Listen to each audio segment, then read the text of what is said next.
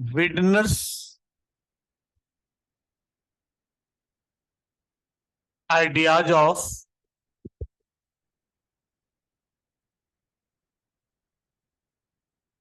development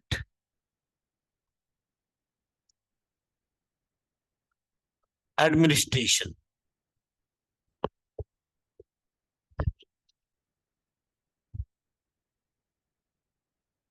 Comparative administration has two aspects. Number one,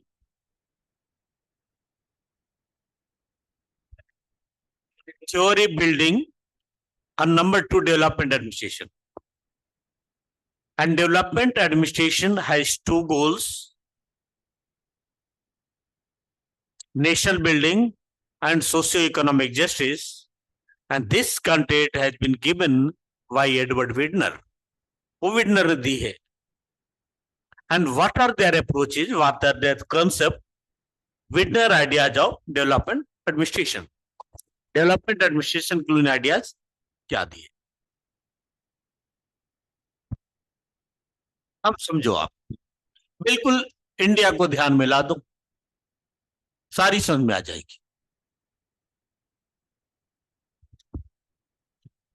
Widner says nation building is the objective or main objective of developing nations. Nation building means integration of various communities, classes, religious group, regional groups, etc., etc. सारे जाति, सारे धर्म, सारे language, जितने भी सारे culture, सबको मिलाने हैं. And they should participate in the politics.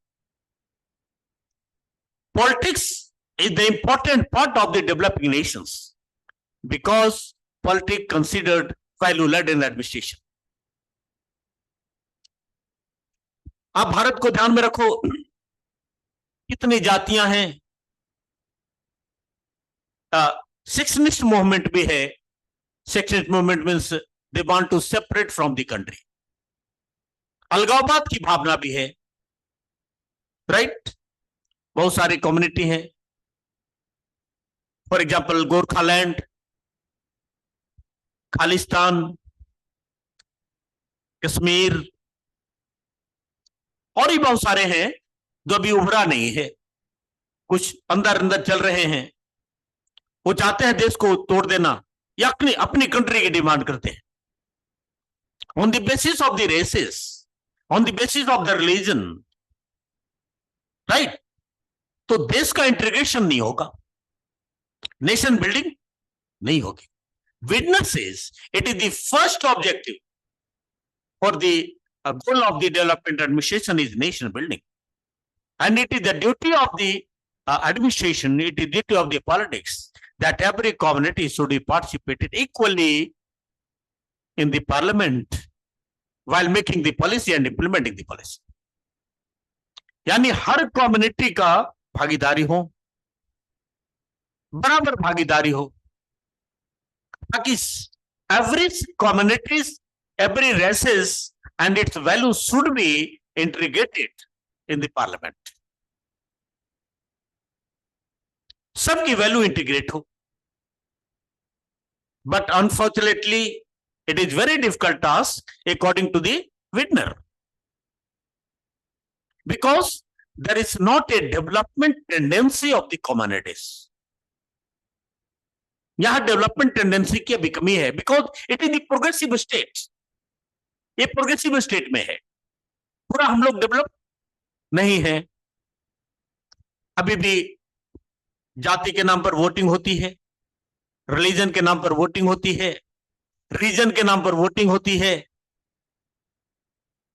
No vote for the nation building. Nation building के नाम पर वोटिंग नहीं होती. जब ऐसी बात आई तो पार्लियामेंट में क्या होगा?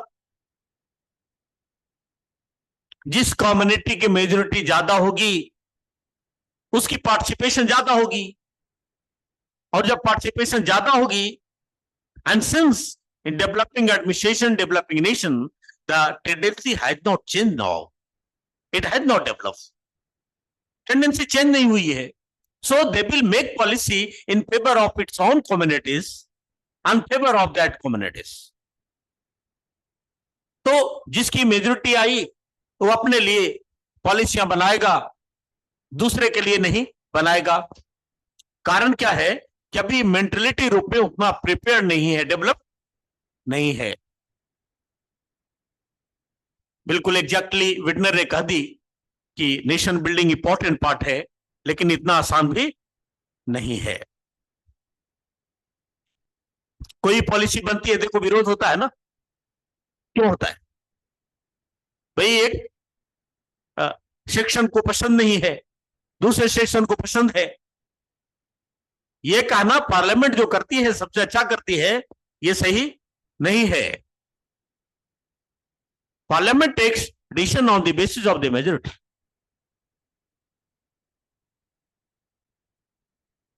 Second one is socio and economic change. Economic change. Socio change का मतलब आप समझ गए होंगे.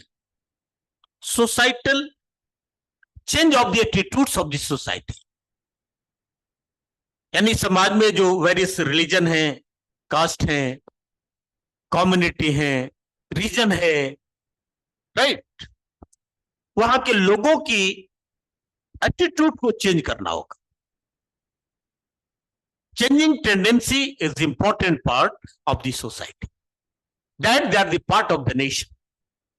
वो नेशन के पार्ट है, वो अलग नहीं है. And economic change means simply increasing the per capita income. And a society that is from agrarian society should be transformed in the industrial society. यानी जो कृषि आधारित समाज है उसे उद्योग आधारित समाज में परिवर्तित करें. अब यहां पर बात यह होगी कि agrarian society का मतलब है, since India is the dominant nation of the agriculture, तो यानी कृषि को बंद करके उद्योग धंधे स्थापित कर दें, ऐसा नहीं है. हम लोग एग्रीकल्चर को जनरली ट्रेडिशनली सिर्फ खाने पीने तक सीमित रखा, उसको इंडस्ट्रियलाइज नहीं किया. बहुत सारे इंडस्ट्रियलाइज देख रहे होंगे आप. फार्मर्स वीट का प्रोडक्शन किया तो उसके बहुत सारे प्रोडक्ट में बने ना, बिस्किट्स बने, पैकिंग करके लोगों ने नए नए कंपनियां बना के आटा वगैरह बेचा. बहुत सारी चीजें देखो. राइस का प्रोडक्शन किया तो बहुत सारे बदलाव आए. राइस से क्या क्या नहीं बन रहा.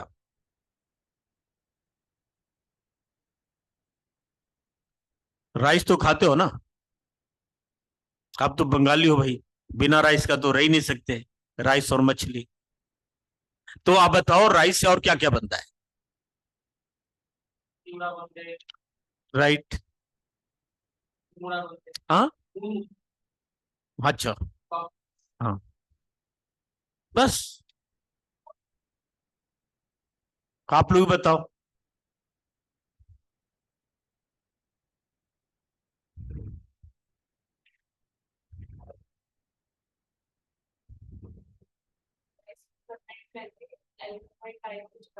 मार्केट में वैसा क्या प्रोडक्ट है जो राइस से बनी हुई हो, बताओ.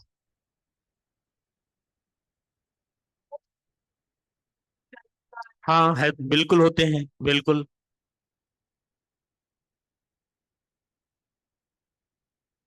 हम लोग एग्रेरियन सोसाइटी के प्रोडक्ट हैं, लेकिन हमें पता नहीं है. लेकिन जो उद्योग धंधे कर रहे हैं ये बहुत सारे काम कर रहे हैं. वेजिटेबल से क्या नहीं बन रहा. एक सिंपली हम लोग एक जो एग्रीकल्चर करता है, खेती करता है, वो टमाटर को खाता है मैक्सिमम और मार्केट में बेच देता है. लेकिन अगर इंडस्ट्रियल सोसाइटी वो क्या करता है, उस टमाटर के बहुत सारे प्रोडक्ट बना देता है, केचप और भी बहुत सारी चीजें होगी जो हम लोग को पता भी नहीं है. मेडिसिन बनते हैं, राइट. तो बहुत सारे विटामिन बनते हैं. सब कहां से बन रहा है? एग्रीकल्चर प्रोडक्ट से। So transforming from agrarian society to industrial society is not living the agriculture. इसका मतलब एग्रीकल्चर को छोड़ना नहीं है, उसको हम उद्योग धंधे में परिणत करें ताकि पर कैपिटा इनकम बढ़े, इकोनॉमिक ग्रोथ हो। राइट, शुरू से हम लोग यही करते रहे, इकोनॉमिक ग्रोथ नहीं हुआ। इकोनॉमिक ग्रोथ का मतलब समझा कि कार की फैक्ट्री बना दो, स्कूटर की फैक्ट्री बना दो, कोई उद्योग धंधे स्टैब्लिश करो। Huge raw materials has been introduced by the agriculture. इससे ज्यादा कोई रॉ मटेरियल्स है ही नहीं। तो why not the government and developing nation has to make plan for uh, protection or increasing the per capita income. ये तभी होगा ना, लोगों को रोजगार मिलेंगे, इनकम होगी। सिर्फ आप खेत जोतते रहेंगे और खाने तक ही सीमित रहेगा, आज हिंदुस्तान में दिख रहा है ना। अब एग्रीकल्चर सिर्फ फार्मिंग नहीं है, अब उसको इंडस्ट्रियलाइजेशन कर रहे हैं। इसलिए मोदी गवर्नमेंट एक बिल लाई थी जिस पर विरोध हो रहा था। बिल में दम भी था, कुछ विरोध भी था। जी पॉलिसी बनती है तो सबके हित में तो होता नहीं है, कुछ अच्छा भी होता है, कुछ बुरा भी होता है। कि जो एग्रीकल्चर आप करें वो इंडस्ट्रीज से कॉन्ट्रैक्ट हो जाए। जैसे आपने टमाटर का प्रोडक्शन किया तो आपको इंडस्ट्री ले लेगी, या इंडस्ट्री से बताएगी कि आप क्या प्रोडक्शन कर लें। जो आप खाते हैं, तो सोशल चेंज का मतलब ही समझ गए आप। It means that economic change का मतलब जो हम लोग सिंपली बातें हैं करते हैं, agrarian society to industrial society की तरफ शिफ्टिंग होनी है। इसका मतलब ये नहीं है कि एग्रीकल्चर को बंद करके हम उद्योग धंधा स्थापित करेंगे। उद्योग चलेंगे किससे? हमने कृषि को इंडस्ट्रियलाइजेशन के रूप में लिया ही नहीं। एक किसान क्या करता है? खाने तक सीमित करता है उससे, या महाजन को बेच देता है, लेकिन उसका एक बिजनेस के रूप में लिया नहीं उससे और क्या क्या प्रोडक्ट हो सकते हैं। तो भारत से बड़ा कोई रिच कंट्री नहीं हो सकता, क्योंकि जितना यहाँ एग्रीकल्चर लैंड है लोग करते हैं, तो इसलिए सरकार ने वो कॉन्ट्रैक्ट के रूप में करना चाहिए थी।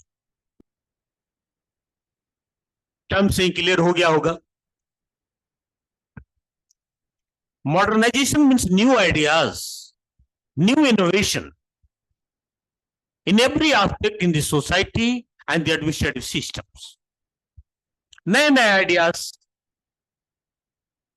नए नए techniques, that is called modernisation. पहले खेती जो करते थे, बैल खुद ही जोतते थे, बैल होता था, आदमी भी साथ में होता था। अब ट्रैक्टर आ गए, फसलें काटनी थी तो आदमी लगा होता था, अब नई नई मशीनें आ गई, दैट इज द मॉडर्नाइजेशन। अब कभी छुट्टी में ले लिया तो ऑनलाइन भी आ गए, दैट इज द मॉडर्नाइजेशन। यही मॉडर्नाइजेशन, नई इनोवेशन है, नई टेक्निक से। बुरा भी है, अच्छा के साथ बुरा भी है। लिखा नहीं, स्क्रीनशॉट ले ली, आए भी नहीं, लवनीत ने दारी को भेज दिया।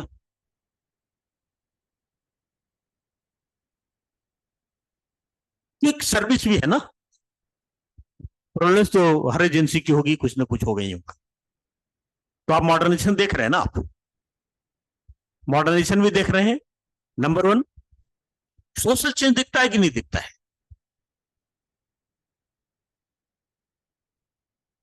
बताओ, सोसाइटी का टेंडेंसी चेंज सा दिखता है नहीं दिखता? फिर भाई सोसाइटी के पार्ट हो आप, क्या दिख रहा है आपको?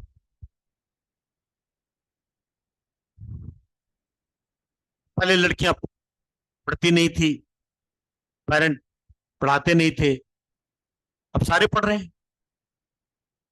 या पढ़ते भी थे तो गर्ल्स एक साइड में, बॉयज अलग साइड में। अब ऐसा तो नहीं है। अभी भी कुछ सोसाइटी है जो काफी अंडर डेवलप्ड है। अफगानिस्तान में, वो भी डेवलपिंग नेशन है, लड़कियों को पढ़ने की आजादी नहीं है। They are following the traditional concept. और कहीं पढ़ भी रहे हैं तो बीच में, जैसे टीचर मैं पढ़ा रहा हूं, यहाँ पर एक तरफ बॉयज एक तरफ गर्ल्स और बीच में कर्टन लगा हुआ है, पर्दे लगे हुए हैं, एक दूसरे से देखेगा नहीं, बात नहीं कर सकते। But Indian concern they have been greatly change in this society. यहाँ बहुत चेंज हो गया, इसलिए हम लोग प्रोग्रेसिव स्टेज में हैं। Intercaste marriages, inter religion marriages, अपनी मर्जी से शादियां, सब कुछ बदल रहा है। और मर्जी से शादी मनमर्जी भी हो रही है। कुछ चैलेंजेस भी हैं। बहुत सारे कम्युनिटी हैं, अगर इंटरकास्ट मैरिज करते हैं तो उनकी खाप पंचायतें होती हैं, सजा सुनाते हैं, वॉकआउट करते हैं। Because in the developing nation there is the mix culture. It is the period of the transition. ये ट्रांजिशन के पीरियड में है, पूरा भी बदला नहीं है, सोसाइटल चेंज हो रहे हैं। Next, system change and development.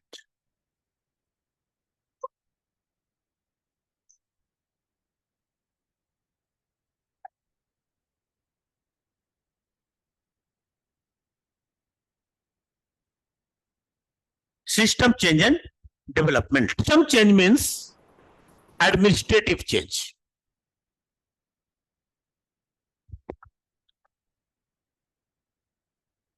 Administrative change.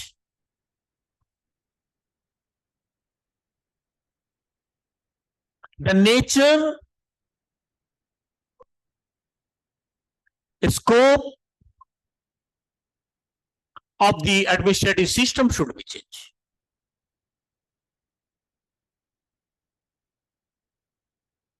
Nature बदलना होगा, उसकी स्कोप बदलने होंगे। नेचर का मतलब क्या हुआ?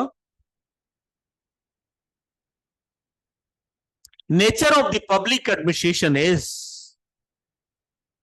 ओनली इंप्लीमेंटिंग पॉलिसीज और मेकिंग पॉलिसीज और explaining policy all together. Nature के लिए दो कॉन्सेप्ट है,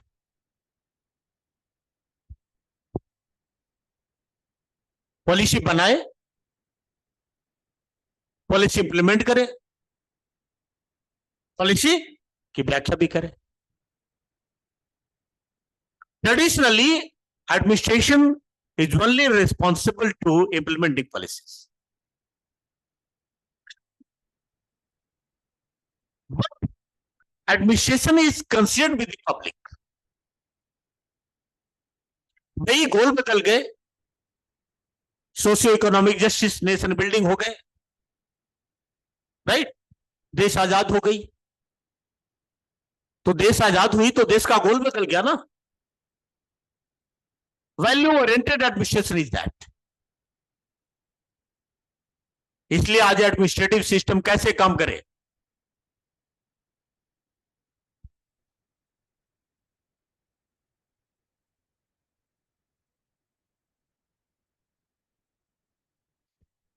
आप ऐसे समझो, डिफरेंट कम्युनिटी से हैं, डिफरेंट स्टेट से हैं, different attitude different socio economic consideration है ना? सबकी सोच अलग है, सोसाइटल एस्पेक्ट भी है। अब मणिपुर में अभी झगड़े चल रहे हैं। किसका झगड़ा चल रहा है? दो कम्युनिटी का झगड़ा चल रहा है, and both are the tribes, tribal communities. Their preferences are different, उनकी प्रेफरेंसेस डिफरेंट है। तो सरकार का रोल क्या होगा यहां पर, एडमिनिस्ट्रेशन का? गोली मार दो, दबा दो? सरकार को समस्या सुन के समाधान करना होगा। The nature of the bureaucracy should be consultant, not autocratic. Bureaucracy का नेचर बदलना पड़ेगा, राइट? अब कोई देश को इंटीग्रेशन से रोक रहा है तो उसकी समस्या को आपको सुनने पड़ेंगे, उसकी कल्चर के एस्पेक्ट को भी देखना पड़ेगा। ये तभी होगा when administrative system should be change,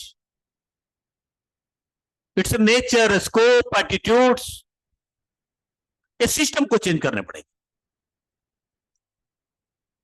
in the previous class we have already studies development and the bureaucracy, right? उसके बारे में हमने पढ़ा कि भाई जो सिविल सर्वेंट जिनकी अपॉइंटमेंट होगी, रिक्रूटमेंट होगी, क्या पढ़ाएं कि टेंडेंसी आप पे बन जाए सोशियो इकोनॉमिक जस्टिस की, नेशन बिल्डिंग की।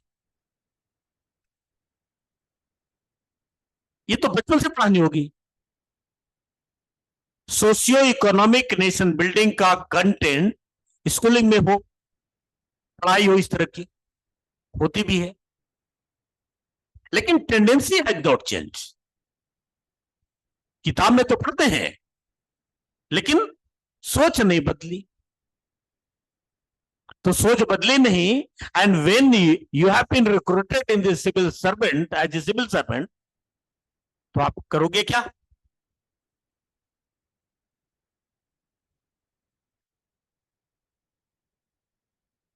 आई दिक्कत। एक छोटा सा एग्जांपल देता हूं, बार बार देता हूं, वो भी ठीक नहीं लगता।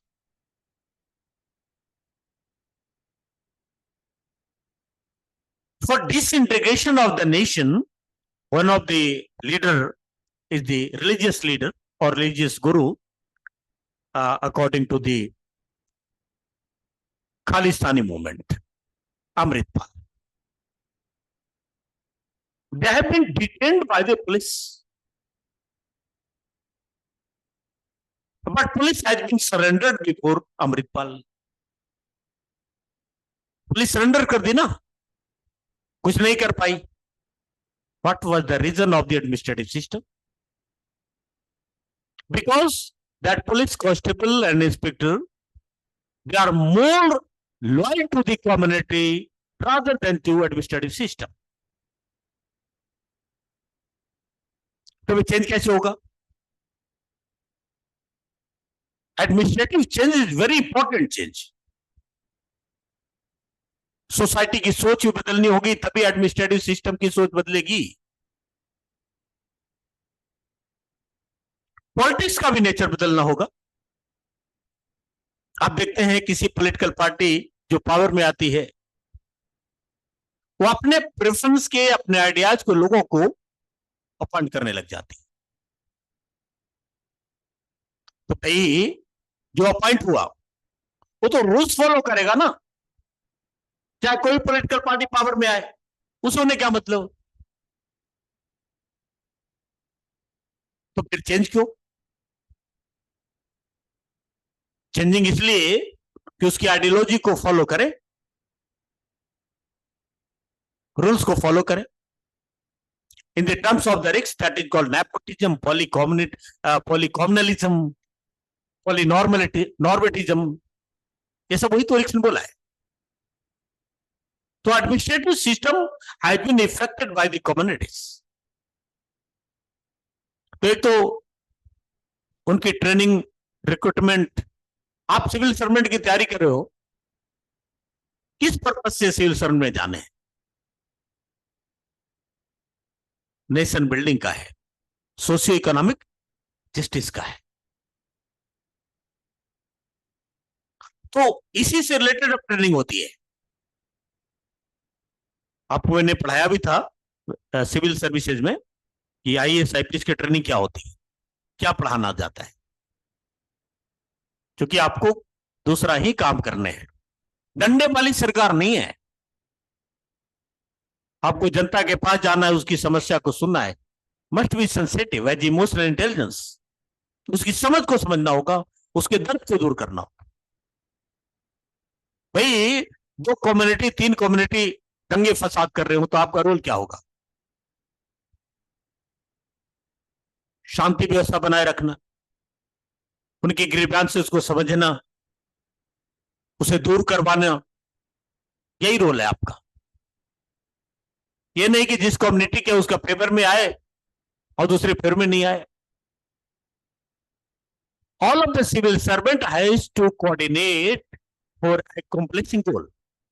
एक गोल है, and goal is the nation building and socio economic justice. इस गोल को अचीव करने के लिए आपको कोऑर्डिनेट करना होगा। जैसे गोल है क्रिकेट में दूसरी टीम को हराना, राइट? बहुत सारे प्लेयर्स हैं, या फुटबॉल है बहुत सारे प्लेयर्स हैं, सब कोऑर्डिनेट करता है एक दूसरे को। एक बॉल उसको दिया, फिर वहां फेंका और जाकर गोल करना है, वही गोल है। Every department has to coordinate to each other. Centralisation, decentralisation, coordination, delegation, every aspect should be applied according to the changing scenario। Changing के हिसाब से सब कुछ बदलाव करना होगा। यह है एडमिनिस्ट्रेटिव चेंज। आप पढ़ाई कर रहे हो सिर्फ पढ़ने के लिए नहीं, बल्कि एक गोल की ओर जाना है। अगर सिर्फ पढ़ने के लिए पढ़ते हो, दैट इज ट्रेडिशनल एडमिनिस्ट्रेशन। यही पूरा पढ़ लिया, डेवलपमेंट पूरा नहीं हुआ, बहुत बड़ा है ये। डेवलपमेंट एडमिनिस्ट्रेशन बहुत लंबा है बिल्कुल प्रैक्टिकली। अब सोशियो इकोनॉमिक डेवलपमेंट के लिए क्या प्रोग्राम्स हैं, क्या प्रोजेक्ट्स हैं। एससी एसटी के लिए क्या है, ओबीसी के लिए क्या है, रूरल के लिए क्या है, उसकी एजेंसी कौन सी है, एजेंसियां काम कैसे करती है, वो सबकी स्टडी है इसमें। इसका पूरा का पूरा रोल जनरल स्टडीज में है, क्योंकि आज का जो एडमिनिस्ट्रेशन है, देश है, डेवलपमेंट एडमिनिस्ट्रेशन है। डेवलपमेंट एडमिनिस्ट्रेशन और इन्वायरमेंटल फैक्टर्स। आप लोगों ने कल बात किया था अबाउट सस्टेनेबल डेवलपमेंट, इसकी बात किया था, right? Sustainable development is considered with the environment. Environment से रिलेटेड है। ऐसा विकास करने हैं, इन्वायरमेंट को देखकर विकास करना है। सस्टेनेबल डेवलपमेंट का मतलब क्या हुआ जी हिमाद्री? आप अपनी जरूरत की चीजें पूरा करें, लेकिन फ्यूचर भी डिस्टर्ब नहीं।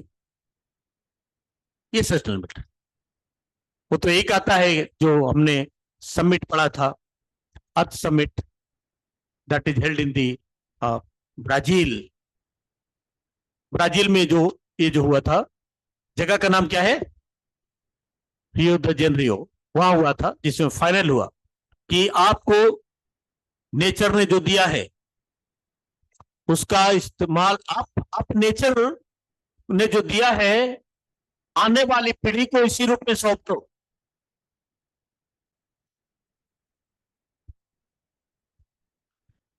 ये एडमिनिस्ट्रेशन हो गए। और इसके ऊपर पॉलिटिक्स है इन एवरी लेयर। इसका रोल सबसे इंपॉर्टेंट है। मंत्री साहब जो कर रहे हैं उसकी बात न माने, जो काम की बातें हैं वही माने, क्योंकि पॉलिटिक्स तो अभी डेवलप ही नहीं हुई है ना। We have also studied risks unbalance quality against of the balance quality. राजनीति हमारी अभी भी, ये हमने आपको बताया कि ये एडमिनिस्ट्रेशन है और ये मिनिस्टर है। Minister is the part of the politics, चुनकर तो गया है, इसके पास ऑथोरिटी है, लेकिन इतने मैच्योर नहीं है कि डिसीजन ले सकता है, इसलिए सारा एडवाइस सही करता है और जो कहता वो ये लागू करता है। हमने ही 10 बातें बोली और वही बातें आपने अप्रूव करके दिया, इंप्लीमेंट करा। So authority and control is imbalance. Authority is at the top level, authority मंत्री के पास है, पॉलिटिक्स के पास है, और कंट्रोल ये कर रहा है, ऑफिसर्स कर रहे हैं। ऑथोरिटी मेरे पास है और कंट्रोलिंग आप कर रहे हो। इसका मतलब क्या हुआ? वो ऑथोरिटी बेकार की हुई ना। इसके पीछे रीजन ये हुआ कि हम उस चीज को जानते ही नहीं, तो हमें हर बात में क्या होना पड़ेगा? डिपेंड होना पड़ेगा, राइट? इसलिए कहता है कि पॉलिटिक्स को भी कपेल बनाने होंगे, एडमिनिस्ट्रेटिव सिस्टम को भी कपेल बनाने होंगे, because the objective of the administration has been changed from police administration to development administration. अब नेचर ही सरकार की बदल गई है। हमने इसलिए तो पॉलिटिक्स आई। अदरवाइज पॉलिटिक्स की जरूरत ही क्या थी? आजादी की जरूरत ही क्या थी? हम अपनी बात कर रहे थे। This is the objective of the Weidner's. ये बिडनर की ऑब्जेक्टिव है in the consultation of the development administration. आगे की जो टॉपिक है वो है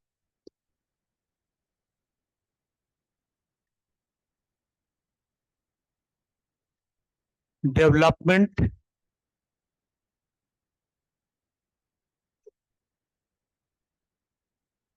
प्रोग्राम्स एंड एजेंसी।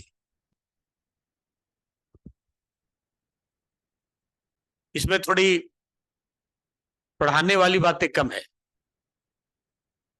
समझने वाली, खुद से पढ़ने वाली बातें ज्यादा है। पहले समझा देता हूं क्या है ये। डेवलपमेंट एडमिनिस्ट्रेशन है ना आज का प्रशासन, विकास प्रशासन, कल्याण प्रशासन। किसका कल्याण, किसका development? Number 1, women first, right? Children, SC ST OBC, minorities.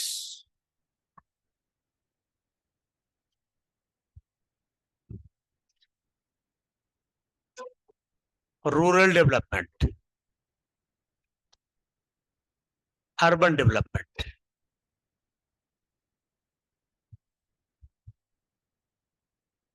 बहुत सारे डेवलपमेंट है। एक एग्जांपल समझा रहा हूं। फॉर एग्जांपल वीमेन,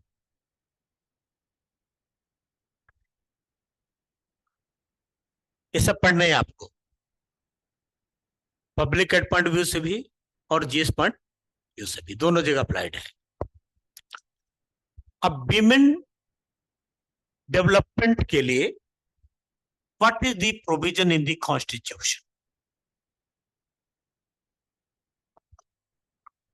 संविधान ने क्या कहा है?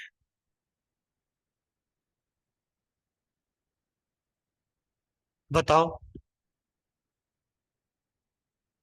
जी। डीपीएसपी में भी है, नंबर 1 डीपीएसपी में है। क्या है? In which article it is mention and what is description? भाई आजादी के बाद वेलफेयर स्टेट बना तो संविधान तो वेलफेयर की बनेगी ना। जो सप्रेस्ड कम्युनिटी है उसे अपलिफ्ट करने हैं, क्योंकि संविधान का जो पहला अक्षर देख रहे हो आप, सोशियो इकोनॉमिक जस्टिस, प्रेम्बल से ये स्टार्ट हो रहा है।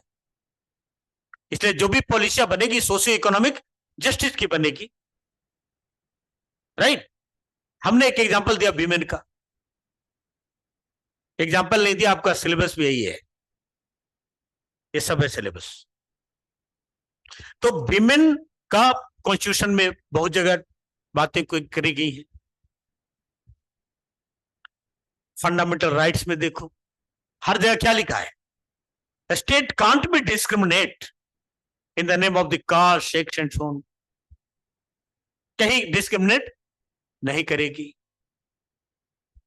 ये भी कह रहा है कमजोर को हम प्रोटेक्शन देंगे, स्पेशल प्रिविलेजेस देंगे इन द डीपीएसपी।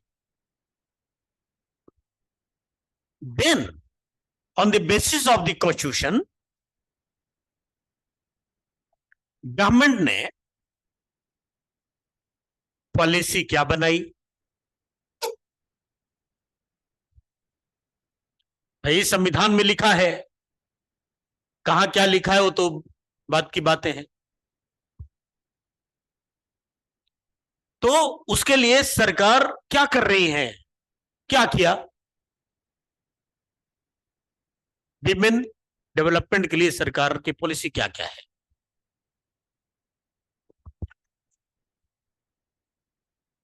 बोलो, सरकार की पॉलिसी है ना कि हम विमेन को डेवलप करेंगे। कैसे डेवलप करेंगे, लाखपति दीदी, लाडली योजना, उज्ज्वला, स्लोगन दे दिया बेटी बचाओ बेटी पढ़ाओ, तो टाइटल हुए ना, नारा है इनकलाब जिंदाबाद। लेकिन जिंदाबाद कैसे करेंगे आप बेटी बचाओ बेटी पढ़ाओ तो पॉलिसी हो गई और उसका टाइटल हो गया। तो बहुत सारे क्या क्या बनाई, बोलो जी, लाडली, लखपति,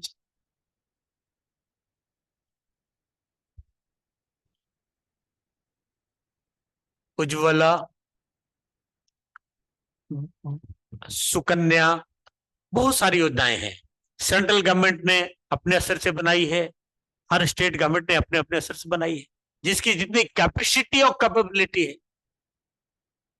उसमें भी बहुत सारे कैटेगरी करेंगे, एससी विमेन, एसटी विमेन, है ना, कि हर कम्युनिटी का कहां पर कितना डेवलपमेंट है उसके आधार पर जस्टिस कर रहे होंगे।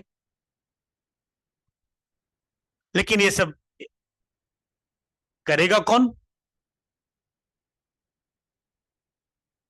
एडमिनिस्ट्रेशन। पॉलिसी किसने बना दी, पॉलिटिक्स ने। पॉलिटिक्स ने एक्चुअली सिर्फ गोल डिसाइड किया कि हम लड़कियों के लिए पॉलिसी बनाएंगे उसके डेवलपमेंट के लिए। कैसे बनाएंगे ये तो एडमिनिस्ट्रेशन ही बता रहा होगा, राइट। अब इसे इंप्लीमेंट करने के लिए एडमिनिस्ट्रेशन है। अब वीमेन के लिए एडमिनिस्ट्रेटिव स्ट्रक्चर क्या है,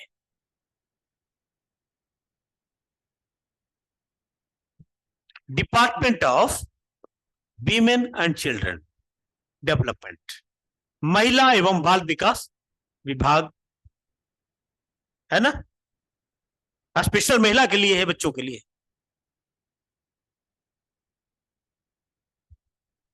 अब वो डिपार्टमेंट के स्ट्रक्चर समझने होंगे, सब इसी का पार्ट है ना। वो डिपार्टमेंट क्या है, डिपार्टमेंट काम कैसे करती है।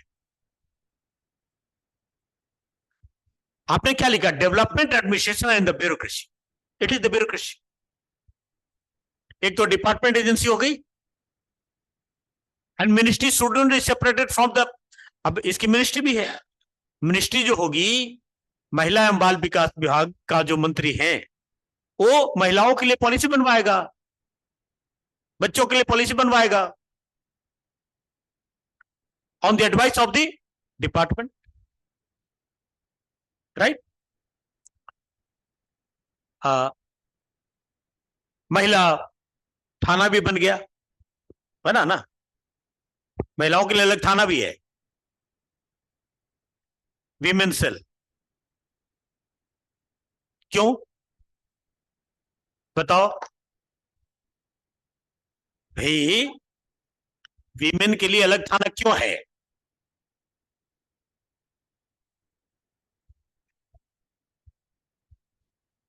क्योंकि महिलाएं थाना नहीं जाना चाहेगी, मेल है शुरू से सप्रेस रही, तो डोमिनेट हुआ, मेल तो जाने ही नहीं चाहता, तो फीमेल कितने जाएंगे, अपने कंप्लेंट कैसे लिखाएंगे? तो हर कोई फीमेल होगा और काफी आसानी से सहजता से अपनी बात रखेंगे, और फीमेल का दर्द फीमेल ही समझेगा ना कि मेल समझेगा। राइट। तो बहुत सारे कंसिडरेशन दिए, क्योंकि इन्वायरमेंट को देखने होंगे ना आप। लेकिन क्वेश्चन है कि वो काम कैसे करेगी, कैसे करती है, फीमेल सेल कैसे काम करती है? नेशनल वीमेन कमीशन, कमीशन भी बनी, अभी डिमांड हो रहा है, बहुत सारे प्रेशर ग्रुप हैं कि मेल कमीशन बनाए। भाई औरतें अगर सप्रेस्ड होती है तो उसके लिए वीमेन कमीशन लड़ता है, लेकिन मेल भी फीमेल से सप्रेस्ड होता है तो उसके लिए कोई नहीं लड़ने वाला है।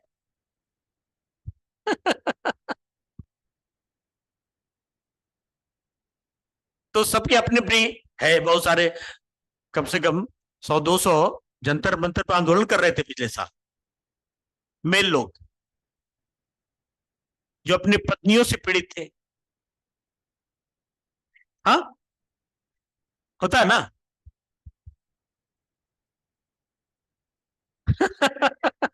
तो उसके लिए कोई आवाज उठाने वाली एजेंसी नहीं है। अब नेशनल विमेन कमीशन का स्ट्रक्चर क्या है, फंक्शन क्या है, और काम कैसे करती है?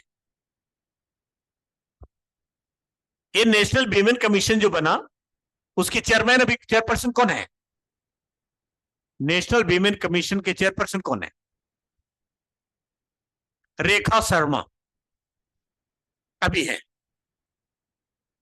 अब उनका सिलेक्शन कैसे होता है, काम कैसे करना होता है, और वास्तव में काम कैसे कर रही है,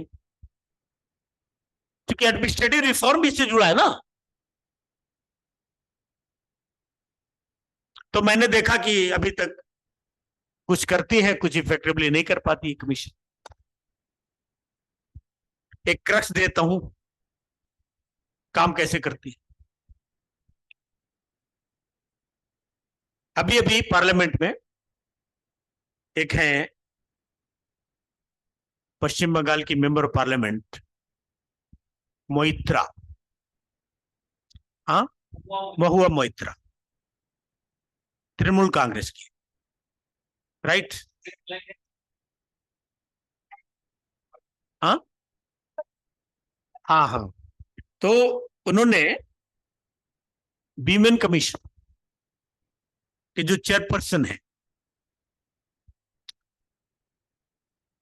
कहीं पर कोई घटना घटी तो, अभी लेटेस्ट है खबर, एग्जैक्ट खबर याद नहीं आ रही, तो वहां वो देखने गई।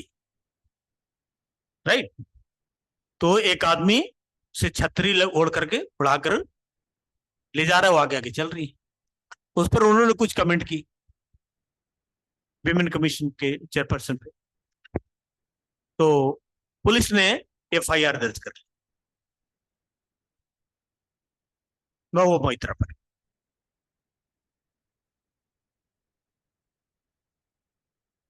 किसने विमेन को तौहीन करी, क्या कमेंट करी मैंने नहीं, ये सिंपल बातें बताया।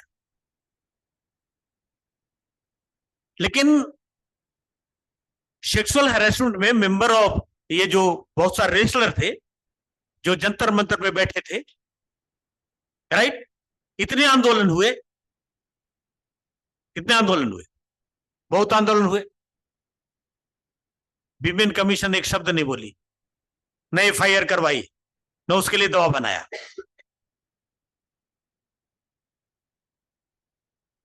यानी विमेन कमीशन किस किस सारे पर काम करती है? Just like safety valve of the government. अगर सरकार के तरफ से वीमेन के विरुद्ध में उत्पीड़न है तब वीमेन कमीशन कुछ नहीं बोलती, लेकिन विरोधी के तरफ से कुछ छोटी बड़ी बातें भी बोल दी गई तो तुरंत एफआईआर दर्ज हो जाता है। इसीलिए रिक्स विडनर कह रहा है एक कैपेबल नहीं है, ये चेंजिंग सीनरी से नहीं बदला, उसे कैपेबिलिटी करना है।